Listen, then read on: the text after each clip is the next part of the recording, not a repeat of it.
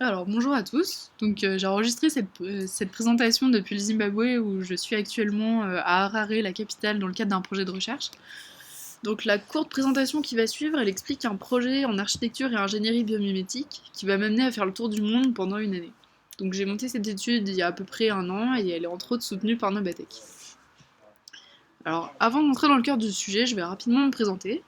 Donc je m'appelle Estelle Cru, j'ai 25 ans, je suis encore étudiante. Je suis née à Grenoble et j'ai fait mes études à Lyon. Donc j'ai suivi un cursus un peu particulier, donc il s'agit du double diplôme architecte-ingénieur qui dure 7 ans.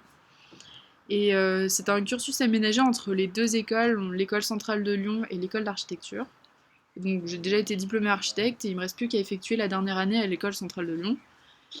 Et le projet que je vais vous présenter, c'est une année de césure dans le cursus d'ingénieur entre la deuxième et la troisième année. Donc en gros, quand je vais rentrer en France, j'aurai plus qu'une année d'études à effectuer pour avoir le double diplôme. D'un point de vue moins formel, je me passionne pour le biomimétisme depuis 4-5 ans et quand je suis pas en train de réviser le double cursus ou bricoler une maquette, je suis animatrice en colonie de vacances avec Vacances Énergie, qui est d'ailleurs une association bordelaise. Alors, qu'est-ce que le biomimétisme? Donc, le biomimétisme, c'est une approche scientifique et philosophique qui consiste à s'inspirer de la nature afin de concevoir de manière durable.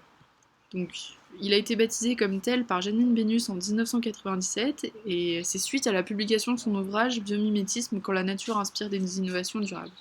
Aujourd'hui, Janine Benyus est la figure de proue de l'approche biomimétique et elle a créé de nombreux réseaux, bases de données, comme Ask Nature par exemple, qui ont fédéré les réseaux, qui ont créé des réseaux de chercheurs et d'industriels qui s'intéressent et pratiquent le biomimétisme. Alors, quelle est la définition exacte du biomimétisme? Donc, tel que l'enseigne le CEBIOS, qui est le Centre européen en biomimétisme de la ville de Senlis et qui est basé à peu près à 50 km au nord de la ville de Paris, l'approche biomimétique, elle repose sur trois piliers: innovation, durabilité et reconnexion. Bon, alors, le premier, c'est plus évident, innovation. S'inspirer des exploits de la nature afin de résoudre nos propres challenges. Donc voici quelques prouesses de la nature que j'aime bien, mais il y en a des milliers. Il y a le diable épineux qui est par exemple capable de capter l'eau dans l'atmosphère via un processus capillaire à la surface de sa peau, le palétuvier qui dessale l'eau à température ambiante, qui fixe le carbone et uniquement grâce à l'énergie solaire. Bon, les fourmis c'est plus connu. Et le second pilier, qui est indissociable de l'approche biomimétique, c'est la durabilité. Donc c'est cette dimension durable qui différencie le biomimétisme de la bioinspiration. Et en fait, l'approche biomimétique, elle se base sur les travaux de Brundtland, qui considère que toute notre économie et société se base sur la biosphère. Donc on part du principe que nos vêtements, notre alimentation et même nos portables, à un moment, ça a forcément été extrait de la nature. Donc au final, protéger la nature, c'est pas une simple idéologie, mais c'est presque un constat mathématique sur lequel repose la survie de l'espèce humaine. Le troisième pilier, qui vient en dernier lieu, et c'est la reconnexion. L'objectif, c'est de changer le regard que l'on porte sur le vivant. Et j'aime beaucoup cette image qui nous rappelle que lorsqu'on était enfant, il n'y avait rien de plus important que de partir à la conquête des fourmis et autres insectes. Alors maintenant qu'on a vu la définition générale du biomimétisme, comment on s'y prend?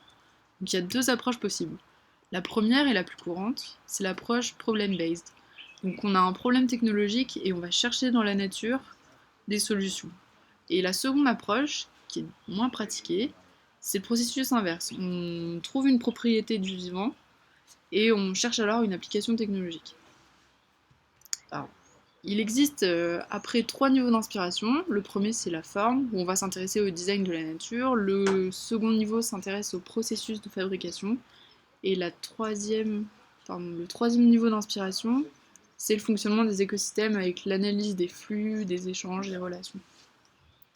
Donc ma présentation sur le biomimétisme a été quand même assez générale, mais ça s'applique à différents domaines, le biomimétisme, que ce soit l'ingénierie, l'architecture, l'agriculture, etc. Alors maintenant, je vais passer au projet de recherche. Et en fait, c'est suite à une étude que j'ai réalisée à l'école centrale de Lyon l'année dernière avec un laboratoire que je me suis rendu compte qu'il n'y avait pas de méthodologie propre à l'architecture et qu'il y avait également très peu d'écrits qui expliquent le processus de réflexion en architecture biomimétique. Donc l'objectif, il est double. Premièrement, J'aimerais établir un état de l'art des meilleures approches en architecture biomimétique dans le monde. Et dans un second temps, créer une méthodologie biomimétique à destination des architectes afin de concevoir de manière durable. Donc le livrable final, ce serait un ouvrage qui transcrirait l'état de l'art réalisé en architecture biomimétique. Et cette partie, elle serait également l'occasion de donner la parole aux acteurs et architectes rencontrés lors du tour du monde. Parce que c'est des personnes qui n'ont pas forcément le temps d'écrire un livre. Donc l'idée serait de leur donner la parole au travers de ce livre. Et dans une seconde partie, livrer la nouvelle méthodologie biomimétique destinée majoritairement aux architectes. Alors pour atteindre ces deux objectifs, j'ai monté le fameux tour du monde du biomimétisme. Donc durant une année, je vais effectuer 4 stages de 3 mois, chacun auprès d'architectes et ingénieurs experts en biomimétisme. Donc tous ont construit des bâtiments en ayant eu recours à cette approche. Et voilà les structures de recherche dans le monde. Donc il y en a à peu près une dizaine, et celles que je vais rencontrer, donc actuellement le Zimbabwe, après ça sera la Nouvelle-Zélande, le Japon et les États-Unis. Donc ces 4 stages de recherche, à chaque fois ils sont découpés en 3 temps. Donc il y a plus de la moitié du temps qui est destiné à la pratique, en travaillant sur place avec les architectes et ingénieurs. Donc ça va être vraiment le cœur du stage. Ensuite il y a un quart du temps qui est destiné à l'analyse des travaux des chercheurs. Et le dernier quart du temps qui reste, qui est destiné au consulting à distance, et par exemple pour la société Vika et Nobatech, dans le cadre du projet Paradisi. Donc rapidement, un mot sur le projet Paradisi. Donc il s'agit d'un projet INEF 4, où le paramétrique est au service de la transition énergétique.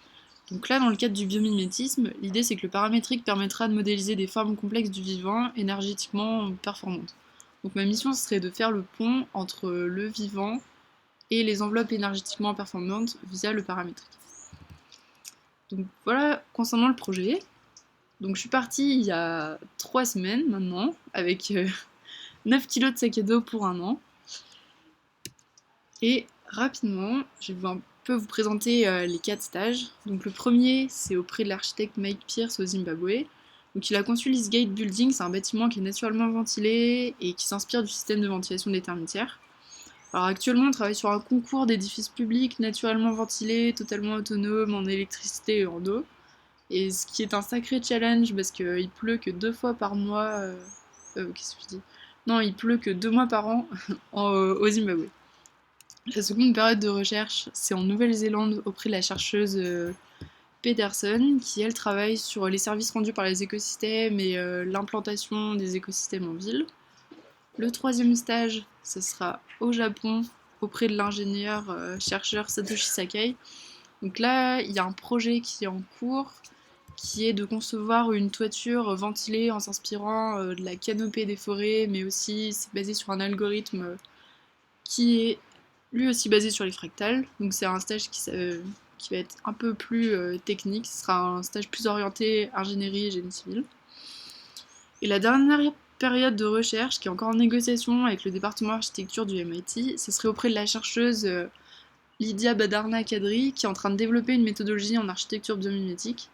Alors elle s'intéresse plus particulièrement aux façades pariétodynamiques. Donc voilà concernant le projet. Et si j'ai réussi à monter ce projet, c'est grâce au soutien de différentes personnes qui m'ont beaucoup aidé, que ce soit sur les aspects logistiques, juridiques ou encore financiers, comme Olivier Schaeffer qui est aujourd'hui présent parmi vous. Donc vraiment merci, et c'est aussi grâce aux partenaires comme Nobatech, Vika, ou encore grâce à l'aide des mécènes, que ce projet a pu voir le jour. Donc voilà, ils sont tous là. Bon, alors j'espère que ma présentation était claire. Si vous avez des questions ou commentaires, n'hésitez pas. Voilà, vous avez mon email et l'adresse internet du site web. Et je vous souhaite à tous une très bonne assemblée générale et merci de votre attention.